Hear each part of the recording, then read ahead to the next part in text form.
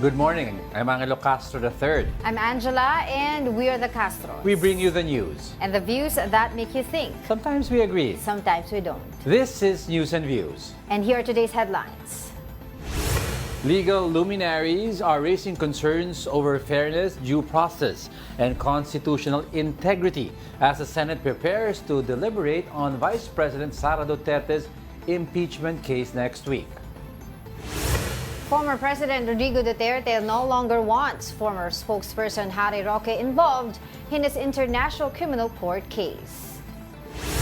Secretary Larry Gadon challenges attorney Ferdinand Topacio to a one-on-one singing competition as he faces a petition for indirect contempt. The Department of Justice says a human skull and several bones have been recovered from Taal Lake amid the ongoing search for the missing sabungeros. First in the news, several legal luminaries are voicing objections on the Supreme Court's decision on the impeachment complaint against Vice President Sara Duterte. This comes as the Senate prepares to deliberate on the case next week. Here's the report. The Senate is set to tackle the Supreme Court's decision on Vice President Sara Duterte's impeachment case on August 6. Senate President Chis Escudero said senators will be voting on what to do with the impeachment. The lower chamber, for its part, vows to file a motion for reconsideration before the Supreme Court. For former Supreme Court Senior Associate Justice Antonio Carpio, the Senate should not take action on the impeachment case for now, as the decision is still not final pending appeal by the House. If the decision becomes final, of course we have to follow the final ruling of the Supreme Court. It's the final arbiter. Whether it's correct or not, that's the final ruling. It's only executory, but not yet final because the House still has a motion for reconsideration. Normally, you act when it's already final. Because there's a chance, because it's not yet final, there's still a chance it could be reversed or changed. Personally, though, Carpio isn't in favor of his former colleague's ruling. In particular, he questioned the part that said the articles of impeachment had no plenary vote before they were transmitted to the Senate. Recall that more than 200 or a third of the House of Representatives signed the impeachment complaint submitted to the upper chamber. So the finding of the Supreme Court in their decision that there was no plenary approval of the fourth complaint is totally wrong because that is not what the records of the House show. There was an actual action, actual vote by the plenary to send the fourth complaint to the Senate. It was even unanimous. Nobody objected. Carpio also believes the one-year bar rule isn't applicable to the fourth impeachment complaint. The Supreme Court said that the one-year bar rule started to run when the House adjourned. So when the House adjourned, the fourth complaint was already approved by the plenary and it already reached the Senate.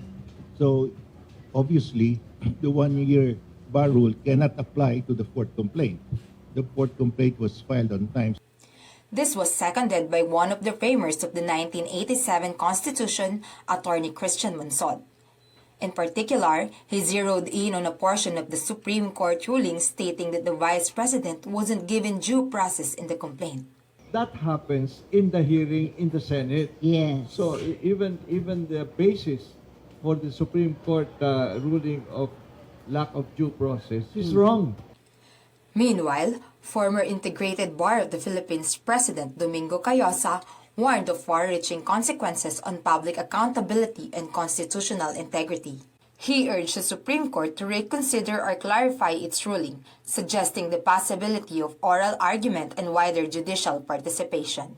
Maganda nga yung thinking ng iba na why did you not conduct an oral argument or some suggestions it might be good for them to give the MR a chance so that for an oral argument so that everybody could hear it, assuming they will allow public oral arguments and the full court or the other two who were not there can participate. Vice President Sara Duterte vowed to stay resilient against what she described as greedy political leaders following the Supreme Court's move to block her impeachment trial in the Senate. In a statement, she thanked her legal team and welcomed the High Court's ruling that deemed the complaint unconstitutional. She also acknowledged those who questioned the House's actions, asserting that the Filipino people deserve leaders who prioritize national interest over personal agendas. The Vice President also said the prayers for justice offered by parents, children, and silent supporters had lifted her spirits. Well, kumbaga sa paglilinaw lang natin, hindi naman po sinasabi na inosente or hindi guilty si Vice President Malinaw Sara Duterte sa kanyang yung mga allegations against Malinaw her. sa decision ng Supreme Court, Yes. sinabi, we This are not is absolving... procedural issue.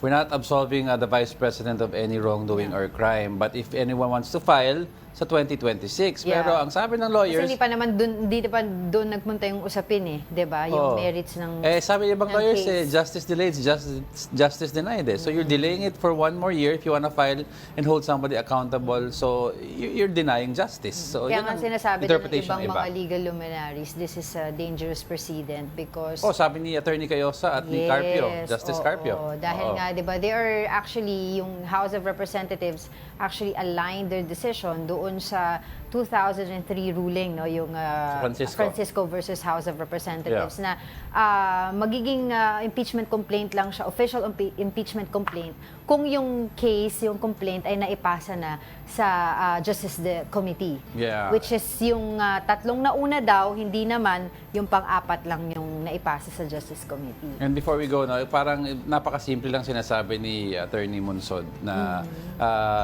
the law is supposed to, the provision for impeachment is supposed to protect the people from erring officials. Diba? So parang all you have to do is put common sense. Parang sinasabi niya, it's meant to hold somebody accountable. So if I want to escape accountability, I'm an erring official, magpa-file ako ng 5 kaso na sabay-sabay, o di by then, mutin na academic kasi more than one case na ang na-file eh. So ang definition is dapat na initiate sa isang committee.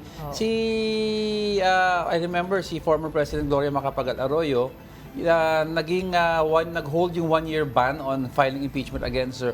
Noon form and substance, dininig sa Committee on Justice at sa form pa lang wala na. Pero nagkaroon ng sa committee ng talakayan sa Naipasa sa Justice Committee. Tapos the Justice Committee said kulang sa form and substance. Doon nag-trigger kay President Gloria Macapagal Arroyo at that time. Doon nag-trigger yung kanyang 1-year immunity from impeachment. Pero, kaya nga sinasabi nga nila na mawawala ng accountability yung mga public officials pag ganito yung mangyayari. That's why they're saying this is a dangerous precedent. Hindi mo na kailangan tignan yung laman ng impeachment eh. Mag-file ka lang ng several eh. Tapos na. Pero yun nga, tinitingnan din natin kasi sabi nga nila, nag-overreach daw. Ibang mga legal luminaries are saying na baka naman nag-overreach ang Supreme Court dito in terms of yung discussion ng procedure ng House of Representatives kasi supposedly co-equal branch, etc.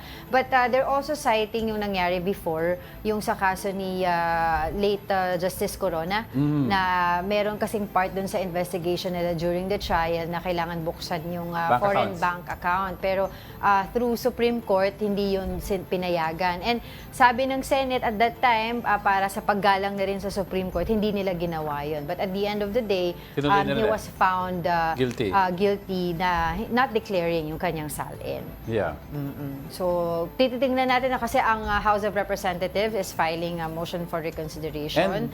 And ano ba yung magiging, kumbaga, parang bala nila dito when in fact, 13 justices, diba, nag-vote nga nitong SC ruling na to in favor of VP Sara's defense. Ang sabi ni Attorney Princess Abante, sinabi niya they did not ask for a comment sa House of Representatives. And ang basis daw na most of the decisions were articles and media correspondence. So sabi nila, if they take a look at this evidence that we have and the documents that we have, they will appreciate yung argument nila. So from one Duterte to another. Both Dutertes. All right, This one, let's move on. Oo. Former President Rodrigo Duterte no longer wants former spokesperson Harry Roque involved in his international criminal court case. That's according to Duterte's lead counsel attorney Nicholas Kaufman. In an interview, Kaufman said Duterte has made it clear that Roque should stop interfering and return to the Philippines to face his own legal issues. He also revealed Roque's attempt to sue the Dutch government, which Kaufman called a crazy scheme that could have compromised Duterte's defense. Kaufman accused Roque of undermining the legal team from the beginning, misleading the public and pushing legal actions without proper coordination. In response, Roque denied any interference and reiterated his continued support for Duterte's defense. Wow! Oo. Pero actually, I oo. was looking at the article nga here, sinabi nga daw niya, parang may message siya kay Attorney Nicholas Kaufman, ng legal counsel ni former President Rodrigo Duterte sa kanyang kaso dyan sa The Hague. Sabi niya, I thus call on Attorney Nicholas Kaufman to put an end to this blame game. Simply channel his time and energy to bring the former president home alive to make the Filipinos the happiest persons on earth. I hope this puts the record straight. Kasi sinasabi nga niya, hindi naman daw siya nakikialam, and whatever it is that he was doing prior to this situation, or during the day that former President Rodrigo Duterte was arrested, lagi naman daw may consultation with Vice President Sara Duterte. At saka, kasi when he speaks, it seems like sa public that he's speaking on behalf of former President Duterte, which sabi ng mga ibang attorney and lawyers in criminal trials and court, he should not do that because yung credibility niya as a representative for Duterte is down the drain, especially with videos out there saying before the campaign of former President Duterte, he was attacking the president at the time. Human rights lawyer. He was calling Duterte a killer and all these other things to that mga extent. statements siya, May mga statement allegedly on video. So hindi po galing sa amin yan, on video yan. So yan ang sinasabi ng ibang nagdi-defend kay former President Duterte. You're defending him now and yet you were attacking him way before. So that casts a doubt on your... Baka mag-contradict kasi yun sa mga investigations. Baka magamit pa yung videos na yon ng prosecutor against May point naman yung attorney ni President I remember Duterte. kasi diba the day that the President Rodrigo Duterte was arrested and brought to the ICC. Siya una pumunta siya naman. To be fair naman, diba, nandoon siya to support. Siya yung nag-doorbell He offered pa na maging part. Actually, parang meron pang statement na makakasama talaga siya sa legal team. Legal team. Pero the next day, sa kanya na rin mismo nagsabi na hindi na matutuloy yon, at he will just support Saka whatever. nangangamoy may problema. Kasi meron siyang nagsisik siya ng asylum, di ba? Basta nga may problema din na especially when we interviewed Attorney Sal Panelo, parang sino si Attorney Harry Roque, di ko kilala yan. So, and we all know naman si Attorney Salvador Panelo was the legal counsel of the former president here in the Philippines. So, if he says that na parang may lamat sila, alam mong there's something going on between Harry Roque, Attorney Harry Roque, and the rest of the Duterte camp. So, ayun. Ito, lastly, sinabi nga ni Attorney Nicholas Kaufman, a Dutch lawyer has confirmed to me that Harry Roque approached him with an initiative to sue the Dutch government of facilitating the rendition of former president. So sinabi niya, na hindi sanctioned sabi niya, niya. in my opinion, this was crazy scheme because the release of former president would require the cooperation of Dutch government. So parang talagang iba dun sa, kumbaga, yung strategy ng legal team ni Pangulong Duterte. Alright, let's go back naman sa usapin ng impeachment. Senators are set to vote next week on whether or not to proceed with the impeachment trial of Vice President Sara Duterte. For now, let's get updates from the Senate with mobile journalist Merimon Reyes. Merimon, what's the latest right now? Good morning sa inyo.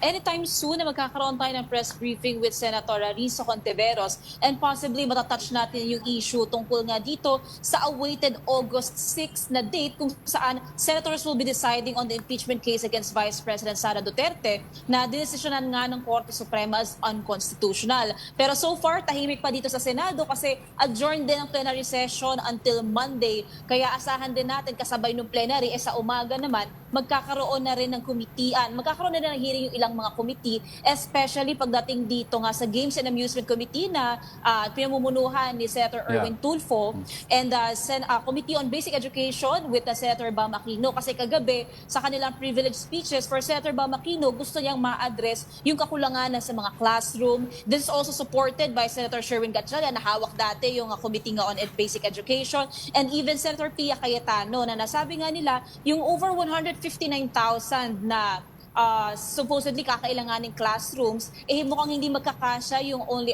mga around 3 billion na pesos na budget for this year kung ikukumpara nga doon talaga sa kakailanganin na daan-daan na bilyong piso. Kasunod din yan, si Senator Mig Zubiri naman sa kanyang privilege speech, madiin niyang sinabi na shame on you, Palcor, shame on you, operators of online gambling, dahil yung mga kinikita naman daw nila dito ay nanggagaling mismo sa bulsa ng mga manlalaro. And base nga sa mga report, yung from 3 million players up to 5 million or 6 million na this year, karamihan sa mga ito, mga bata raw na nangungupit na ng pera sa kanilang mga magulang para lang daw tumaya. Even PUV drivers na nagkakaroon din ng threat when it comes to the safety of their passengers. So kasabay niya, nagkaroon ng suporta mula rin sa karamihan sa mga senador. So asahan natin by next week, tutugisin na nila ito. Kasi ang nasabi din ni Senator Erwin Tulfo, kung para sa kanya, total ban talaga on online gaming or gambling. Pero aware siya na mayroong mga may gusto regulation, may gusto ng banning. So ang gusto niya muna raw gawin is mag-conduct ng hearings sa mga stakeholders involved dito. After niyan, magre-report daw siya sa Senado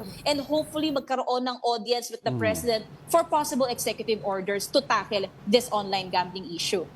Okay, Marymon, matanong ko about the impeachment, no? Kasi yung mga ibang returning senators, like we have Senator Ping Lacson, Senator Tito Soto, Senator Bam Aquino, and Senator Kiko Pangilinan already have voiced their parang not support but parang their opinion na dapat talagang tignan kung pwede ituloy yung trial this part of the Supreme Court ruling. Do you have any unofficial statements also from other senators na gusto ituloy sana ang trial? Kasama dyan sila Senadora Risa Hontiveros kasi sinitong mga lumipas na araw, mariin niya rin pinapaliwanag na hindi raw sila hihinto doon sa simpleng ruling lang ng Supreme Court. Maaari kasabay ng motion for consideration nga ng Kamara, magkakaroon din dito ng possibly ng, kaso nga lang mauuwi raw kasi talaga ito sa botohan tulad ng sinabi ni SP Chis Escudero. So that will depend sa final call nga nitong mga senador, at actually ang nabanggit pa nga ni Senator Erwin kahapon, si Senator Rodante Marcoleta, yung may gusto raw talagang ma-dismiss na itong impeachment sa pangalawang araw ng plenary session nila dito. Pero since nagkaroon ng negotiation between the minority and the majority during their caucus, napag-usapan nga, according to Senator Tito Soto, minority leader, na magkaroon ng extension until August 6 para raw mapag-aralan talaga at masuri ng mabuti itong 97-page ruling. Tsaka natin makikita by August 6 kung ano nga ba yung pagbobotohan nila. And finally, just to make it clear, itong Senado na to will convene as a Senate, no, in plenary when they will tackle the fate of the impeachment case of VP Sara, hindi as impeachment court kasi wala na silang jurisdiction. Tama ba? Yes, Angela, yan din yung nasabi ni SP Chis kasi lumabas dun sa ruling ng SC na mulat-mula walang jurisdiction na nakuha ang Senado over the impeachment case. So, para raw maiwasan na matignan na lumalabag sila doon sa ruling ng SC, hindi muna magko-convene ang Senado sitting as impeachment court. Rather, pag-uusapan nila ito sa plenaryo at pagbobotohan during that time. Alright, thank you for that. Mobile journalist Marymon Reyes reporting live from the Senate in Pasay City. Meanwhile, Senate Finance Committee Chair Senator Win Gatchalian said he will push for greater transparency in the bicameral budget deliberations by live streaming the proceedings and uploading all related documents to the Senate's official website. Gatchalian added that the BICAM should focus on disagreeing provisions between the House and Senate versions. Technical committees, he said, are needed to reconcile differences in the thousands of pages of the National Expenditure Program. Gatchalian also noted that President Marcos's fourth SONA will help shape the 2026 budget. I will take it further than just opening it to the public. I will make sure, at least on the Senate side, that the documents pertaining to the budget will be uploaded to the website. What I intend to do is to limit the BICAM to disagreeing provisions. So meaning what the House did not or did propose and what the Senate did or did not propose, those are the only items that we can talk about. We cannot talk about items outside of the disagreeing provisions. The House of Representatives elected committee chairpersons for the 20th Congress. Mobile journalist Amy Atienza has the report. The House of Representatives elected new key positions in the lower chamber to open the 20th Congress House leadership roster. Minority Leader and 4-piece party list Representative Marcelino Libanan named the new posts, wherein his co-4-piece party list Representative J.C. Abalos will head the Committee on Ethics and Privileges, while Bicol Saro party list Representative Terry Ridon is the chairperson of the House Committee on Public Accounts. Ridon's election in the post also marks the completion of committee leaders that comprise Quadcom set to resume its investigation to extrajudicial killings, illegal drug operations, and organized crime syndicates. Other minority leaders include Caloocan 2nd District Representative Edgar Erice as Senior Deputy Minority Leader, while former Senator and ML Party List Representative Laila de Lima will serve as one of the minority leaders in the House. On the other hand, sessions in the House of Representatives started earlier than usual last Wednesday.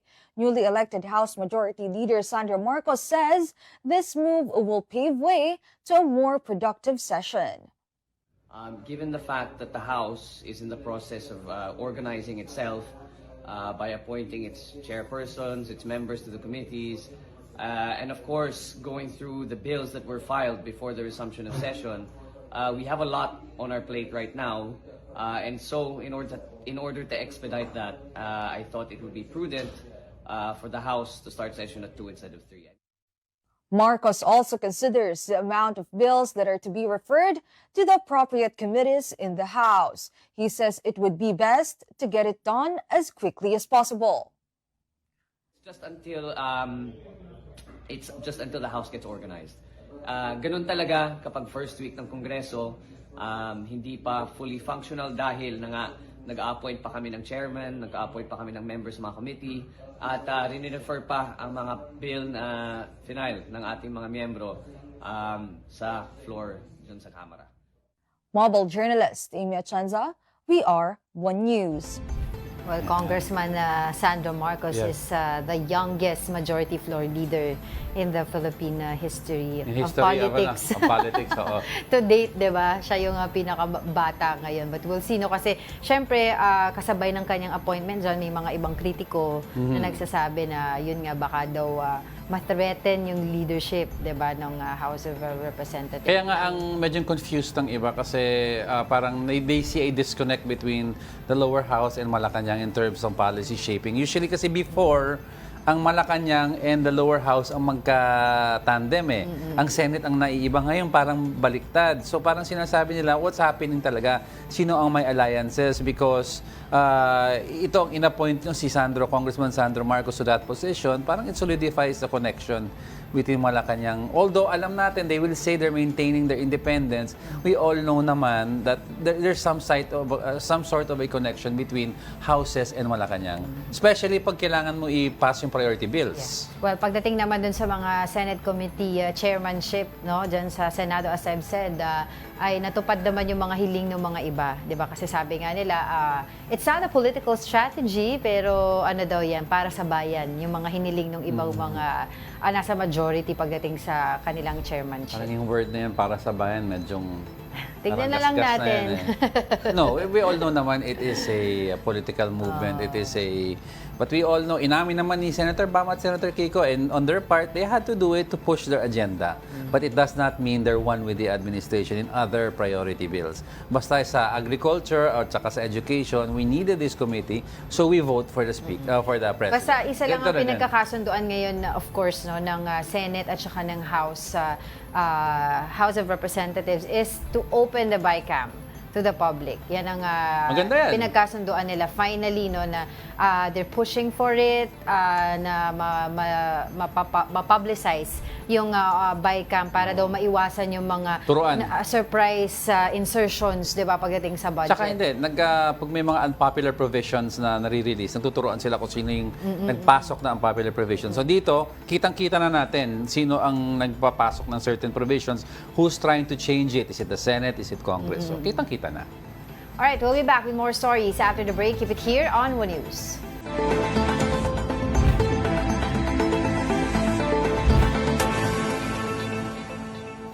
Good morning. You're still watching News and Views here on One News. The government is now putting pressure on water providers to deliver following a directive from the president. Here's the report. It's not just water that's running short in Bulacan. Residents' patience is also drying up. In San Jose del Monte, nearly every household has buckets and drums lined up outside, desperate for water. In Barangay Kaipian, served by concessionaire Prime Water, residents have gone more than 2 weeks without running water. With no supply from their taps, families rely solely on water rationing, but often they wait for nothing. Naku, hirap na kami, sir. 2 araw na, puro punas. Meet June Obingguar, one of the residents who tells us he fetches water from his office. Ayan sir, mga 3 piraso lang po. Paligo po, pansaing po. Even small businesses like Eva's Eatery are feeling the impact. Nandun na kami sa punto ng depression kasi pag nagising ako, hindi na yung anak ko yung tinitingnan ko eh. Yung gripo, baka walang tulo. Residents are now demanding that their water bills this month be waived. 7 million customers of Prime Water are affected by poor service, according to the Local Water Utilities Administration, or LUA. LUA says improving the service of water districts and their private partners is now a priority, following a direct order from President Bongbong Marcos in his SONA. They admit that concessionaires, including Prime Water and other water districts, have serious shortcomings. Prime Water has some deficiencies in their contracts that we are trying to correct, such that hindi nagawa ng facilities, hindi natugunan yung mga kailangan like NRW, expansion, kaya hindi umabot yung necessary promises nila at tubig sa mga tao na apektado ng joint venture partnerships na to. LUA did not directly confirm whether Prime Water will lose its contract, but hinted that if things don't improve, it's a real possibility. One party cannot perform. Why do we expect them to? Prime Water has already submitted a catch-up plan to address service gaps and is cooperating with the agency. Officials from the Department of Energy and we're fixing up things, but talking about the water service, it's really ironic that a place like Bulacan that's having, we talked to Vice Governor Alex Castro, they're having problem with floods in several areas of Bulacan kasi yung mga sirang irrigation gates, di ba, yung mga water gates, and yet some of the towns wala naman tubig. Parang alam mo yan, isa yan sa highlights, diba, ng speech ni President Bongbong Marcos sa kanyang State of the Nation address. Yun nga dahil sinasabi niya na yung mga dapat daw panagutin, 'di ba? Yung mga water providers na hindi ginagampanan yung kanilang responsibility. Tapos may finokus na family. Oo, yung of course we all know naman meron na of course yung Prime Water sa Prime Water. Ang Villar family dun sa Prime Water na yun yung talagang pinagkukunan ngayon ng issue, no? Yeah. Right now na talagang ang daming nagrereklamo doon sa services. Kung hindi walang tubig, kung meron man, kung may lalabas, mga madilaw-dilaw or maitim. Yes. Pero mostly talaga nagrereklamo din yung mga residents, affected residents, yung mga na pinoprovider ng Prime Water. Na yung mga babae daw doon, nagkakasakit na daw sila sa baga or masakit na yung mga likod nila dahil syempre sila din are forced to carry yung mga balde nila, diba, to have their own water supply. So yun nga, inaantay natin ngayon kung ano yung magiging action dyan because this is not the first time na ilang buwan na itong pinag-uusapan yung iba't ibang mga areas affected nga ng water supply. All right, several personalities are facing a petition for indirect contempt over their tirades against the Supreme Court's ruling on Vice President Sara Duterte's impeachment. Here's the report. Halata kasi na itong Supreme Court is just siding with Sara. Ako nga, dinisbar ako for a much lesser offense. Samantalang si Sara, katakot-takot na pagmumura, katakot-takot na pagbabanta ng pagpatay ang ginawa niya, hindi siya dinidisbar. After making scathing remarks against the Supreme Court's ruling that halted the impeachment trial of Vice President Sara Duterte, Gadon faces a petition for indirect contempt filed by fellow lawyer Ferdinand Topacio. Rather than back down, Gadon hit back with a taunt, challenging Topacio to a one-on-one singing competition for a cause. Gadon dismissed the petition as a publicity stunt. No one will ever be impeached from now on. Tapos sasabihin nila, kasi daw maraming complaint, allowed lang once a year. Marami yung nag-file, pero iisa lang yung dinala sa plenary. And that's what counts most. Topacio, for his part, took Gadon's challenge in stride, but insisted the issue is no laughing matter. Kaibigan ko yang si Atty. Gadon. In fact, lagi kami nagko-concert niyan. But kasamang Larry, I'm sorry, but this is no laughing matter. I am an officer of the court, and as such, isang katungkulan ko na ipagtanggol ang karangalan at reputasyon ng ating kataas-taasang hukuman. So I'm sorry, I hope we can still be friends. Sa akin, this is nothing personal. This is part of my duties as an officer of the court. Aside from Gadon, Akbayan Representative Percy Sindanya and analyst Richard Haydarian are also facing contempt petition over their comments on the Supreme Court's decision on Vice President Sara Duterte's impeachment ruling. All right, in other news, a powerful earthquake has rattled Russia's Far East, triggering tsunami warnings across several countries, including the Philippines. Here's the report.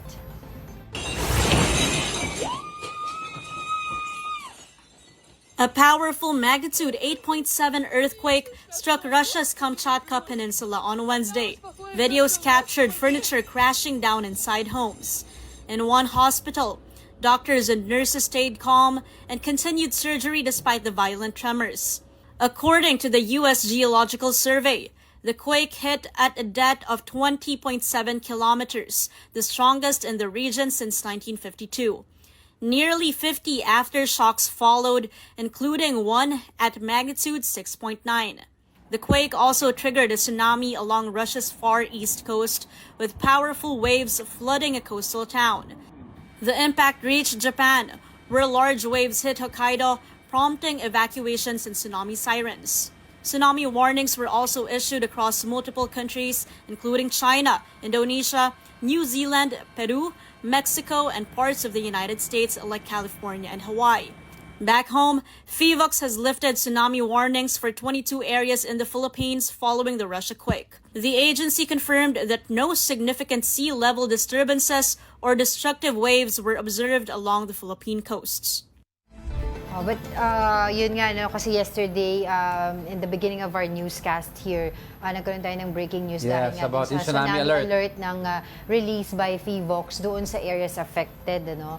Coastal areas of Japan, 1:20 Philippines. and 4 p.m. in the afternoon. Well, thank God naman pero na, ngayon lifted na. Thank God wala naman talaga nangyari sa coast area. Pero sa Japan, if you saw the videos out on several news agencies sa Japan and also in social media, medyong malakas ang tama. Hindi siya malaki na mataas na tsunami na nakikita mo like in Fukushima, but just the same, nakikita mo yung impact niya sa coastal area ng kung saan tumama yung tsunami. Oo, we've seen a lot of videos na nakikita natin yesterday dun sa mga lalo na right after the earthquake nga ng Russia. Tapos may pinakita pa dun, 'di ba, yung yung parang ang tawag dito, ito yung video, hotel, yung building, 'di ba, yung may mga nakatira doon na nag-video sila. Nakatingin, doon sa possible tsunami sa Japan. Ito Japan, correct, no?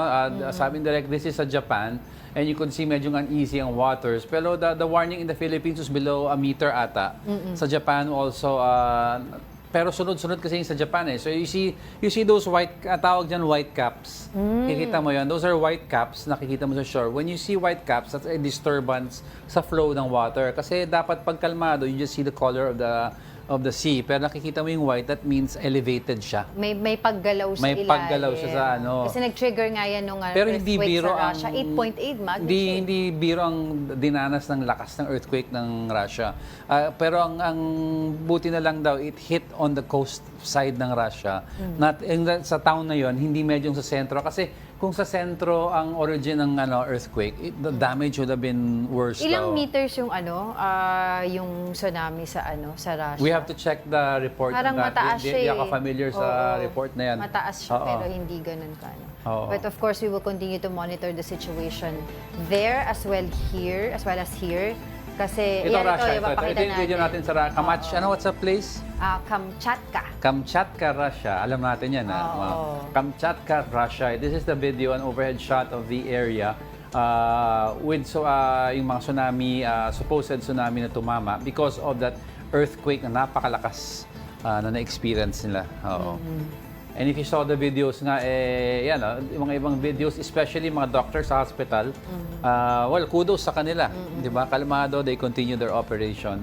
I remember din dati kasi yung during Yolanda, di ba nagkaroon ng issue din dyan, yung storm surge naman pala, yung pinag-uusapan doon, dahil hindi rin alam yung anong ibig sabihin nun. Pero yun nga, maigi naman nakaskid yung message yesterday. And we've seen some coastal areas here in the Philippines na alert talaga and nilikas o kinlear yung areas that will be affected just in case magkaroon nga ng tsunami.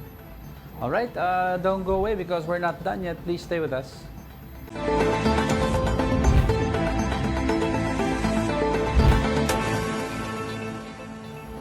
Welcome back. You're still watching News and Views here on One News. Justice Secretary Boying Remulla said authorities have recovered a human skull and several bones from Taal Lake amid the ongoing search for the missing sabungeros. Remulla said the remains were found in a location identified by whistleblower Julie Patidongan, strengthening the credibility of his testimony. He added that the victims may have been linked to not only to e-sabong operations but also to the drug war or other crimes. The recovered bones have been turned over to PNP Crime Laboratory for forensic examination. The National Police Commission has filed administrative charges against 12 police officers implicated in the disappearance of several cockfighting enthusiasts. Joining us to explain this development is NAPOLCOM Commissioner Rafael Vicente Calinisan. Sir, thank you for joining us. Yes, good morning. All right, sir, based sa huling report, what led NAPOLCOM po to determine yung probable cause against these 12 officers? Siguro, let me put it in proper perspective. The Inspection, Monitoring, and Investigation Service of the NAPOLCOM was the one which filed the formal charge against all of these policemen with the Legal Affairs Service of the National Police Commission. Kumbaga, yung mga investigador natin, yun ang nag-file ng kaso laban sa mga police dun sa ating legal service. And it will now be heard. There will be summary hearing officers. The respondents here, the 12 policemen, will be ordered to respond, and hearings will then be conducted. If found po guilty sa mga crimes na charge against them, ano po ang magiging parusa sa officers na ito or officials na ito? The minimum penalty could be suspension. The middle penalty could be demotion. And the highest penalty that is available is dismissal from the police service and, of course, forfeiture of all benefits. I was wondering, perhaps can you enlighten us po, sir, doon po sa naging basis ng pag-file po ng kaso dito sa involved na police officers, yung basis po ba nito ay solely based doon sa testimony na binigay po ng whistleblower na si Julie Patidongan? After going through the formal charge, it appears not to be. It's not solely based on the affidavit of Patidongan.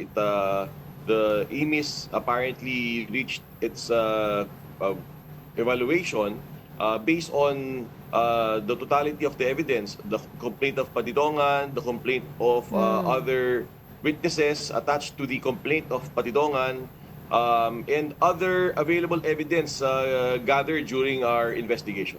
Perhaps can you also give us the details po, no? Doon sa sinasabi yung other details nung basis ng merits ng kanilang kaso. Sino po yung other witnesses na yun, if you can tell that to us, and ano pong documents yung or evidence that you were telling us earlier? Hingi siguro ng konting dispensa sa inyo doon because I'm in a very, very unique position. I understand, Executive Officer of the National Police Commission and Commissioner. And that means I will be one of those who will decide this case. Okay. But I understand also the need of the Filipino people to be informed on this matter and your rights as journalists, of course, to propound questions. So hingi ako ng konting dispensa, so I'm trying my best to answer your questions. I cannot divulge exactly all the evidence here. I can also divulge my opinion. I'm trying to provide as much information as possible to you so that the Filipino people is informed. Okay, so para ma-clear lang at matanggal po yung mga chismis at haka-haka online and among other people, ano po ang specific charges against these 12 officers? Were they engaged in the actual murder of these sabungeros, or were they just merely dumped the bodies? So let me put it in this fashion. The charges are grave misconduct and conduct unbecoming of a police officer. Sabi dun sa complete affidavit ni Totoy, merong pagdukot at merong mga pinatay. That fact remains to be seen. We will cross the bridge when we get there. We have asked the respondents to answer. The summary hearing officers will look into this case, and of course, eventually, it will reach my desk and we will deliberate it with the National Police Commission and Bank. Para ma-educate lang kami ng konti, sir, no? If ever may criminal liability to mga police officials na ito, sa iba po dapat ang magkakaso or sa ibang venue dapat kasuhan sila, hindi po sa inyo? Yes and no. Of course, the lead agency ang talagang in charge sa criminal cases ay ang Department of Justice. So sila talagang nagpa-file ng mga kasos, kanila yung mga prosecutors, and that is really their mandate. Ang mandate talaga ng NAPOLCOM is the admin aspect of the case. Ito yung fitness of a person to be a policeman. Pero this does not mean that the NAPOLCOM cannot file cases. In fact, in the past, we have also filed criminal cases. Matatandaan natin dun sa 990 kilos of shabu. The NAPOLCOM is the one which filed the criminal cases against the erring policemen there. So yun, depende talaga. So kung sabihin ng DOJ, ito na yun, and airtight naman na ginagawa na kaso ng DOJ, then that's it. Kung meron kailangan pang mga ebidensya at may makita pa kami at sabihan kami ng DOJ na ito pa, better i-file nyo na to, we will not hesitate to file additional criminal charges. Pero does it mean po, yung ibang, if I'm not mistaken, may iba po kasing officers na retired na na-involved, no? Allegedly. Ibig sabihin po nun, hindi nyo na po sila mahahabol on your side? As far as the admin case is concerned. Pero we repeat, the investigation covers everything and everyone. So may nakakakip kaming mga iba-ibang tao dito. So tuloy-tuloy lang, hindi naman pwedeng hindi namin papansinin itong aspect ng kasong ito because hindi siya police. Nakakagip siya eh. So we have to see the whole story in its totality. Hindi po pwedeng pitchy-pitchy ang pag-iimbestiga. We have to understand the relationships of everyone here. So we are still involving everyone in our investigation. But I was wondering, just to follow up lang po, sir, kung meron pa po ba tayo nakikita possible expansion po ng involvement ng mga police officers outside of this 12 na pinag-uusapan po natin? Meron talaga. At ito ay ongoing. So we are not limited to the 12. In fact, we are also investigating other policemen who might be involved. Kita na namin yung mga fingerprints ng ibang mga dito, not literally but figuratively. So we're trying to look and weigh the evidence as against these other people. Right. And parang it was also out in the reports daw that there was some sort of pressure or offer sa opisina po ng, I think it was NAPOLCOM, to drop this case. Is that true, sir? And if so, are you also taking a look at these groups who are supposedly making the offer? Una, sa akin, directed yung offer. Sa akin Okay. direct yung pakiusap to do something. And I've been very clear and candid. Wala na akong ibang sasabihin na diretso kundi wag nyo nang subukan. Okay. Hindi po tayo nababayaran. So ganoon po kasimple. There were 2 attempts. One is a sabong bossing who approached a person very, very close to me, and the second attempt is from the group of local government executive, a former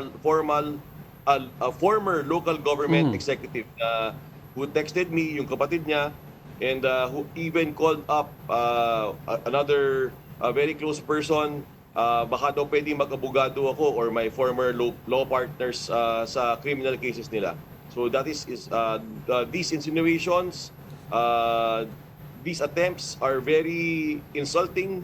I'm not happy at all, and that's why I brought it out in the open. And I'm assuming, attorney, hindi po natin sila pwedeng pangalanan ngayon.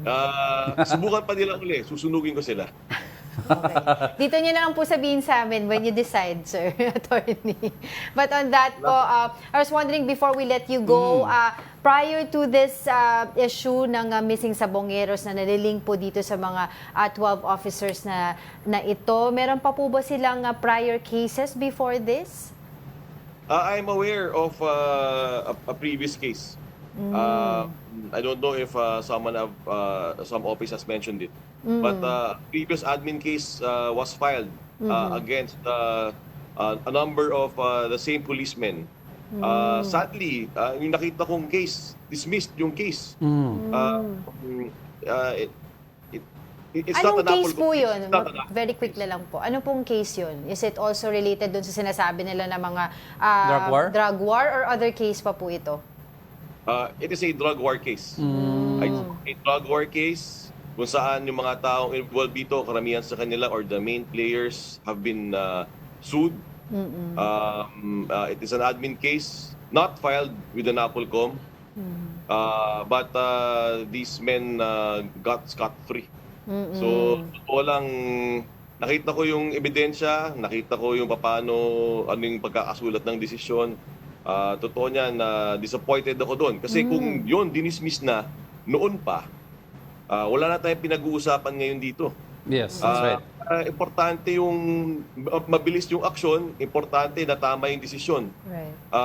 Sa ako na siguro pangalanan yung opisina na nag-dismiss nung kaso. Sige. Okay. Pero sa lublob ko, pambira naman tong opisina ito. At least noon. Attorney, dito mo pangalanan, tawagan ka namin ulit. Tsaka yung nagsusuhol sa'yo, attorney. Sunugin natin. We will continue to get, promise yan, we will continue to get in touch with you regarding this development of the case. For the meantime, maraming salamat po sa inyong oras, NAPOLCOM Commissioner, Attorney Rafael Vicente Calinisan. Salamat. All right, to combat rising food prices and long-standing agricultural challenges, the Philippine government is turning to Israel, a global leader in agritech innovation. Mobile journalist Denise Valdesancho has the details. To manage inflation in the long term and address the persistent challenge of food insecurity, the Philippine government is looking to Israeli agricultural technology for solutions. At the Israel Agritech Innovation for a Food Secure Tomorrow Business Forum, held in Makati City yesterday, Department of Economy, Planning and Development Secretary Arsenio Balisacan emphasized the value of partnerships with countries like Israel, which have managed to boost agricultural productivity despite limited resources. Because indeed they are a country initially faced with so many constraints, especially food supply, food production. It's very much at the heart of it, because what we are trying to do is to increase productivity for our agriculture.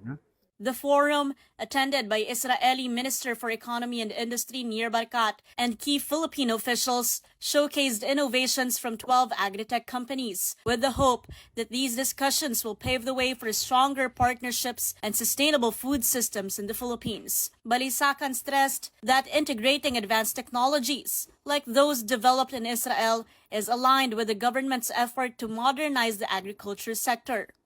The efforts of government are built on improving productivity and innovations like what they have, producing more out of very limited resources. He also encouraged greater collaboration between local scientists, entrepreneurs, and Israeli agritech firms to make these innovations work for Filipino farmers. Just like what the minister was saying, how those technologies, when these are seen by our entrepreneurs here, conglomerates or enterprises, if they see some opportunities, for the local scene, and then the government will come in and facilitate that those transfers of technology. I think the future is calling for smart farming with all this AI coming in. Mobile journalist Denise Valdesancho. We are One News. And before we let you go, I'd like to leave everyone with a quote for this morning. Don't give up. The hardest battles often lead to the greatest victories. Your breakthrough is closer than you think. Keep pushing. And that wraps up today's episode of News and Views. Join us again tomorrow. I'm Angela Lagunsad Castro. I'm Angelo Castro III. We are One News. All sides, all the time.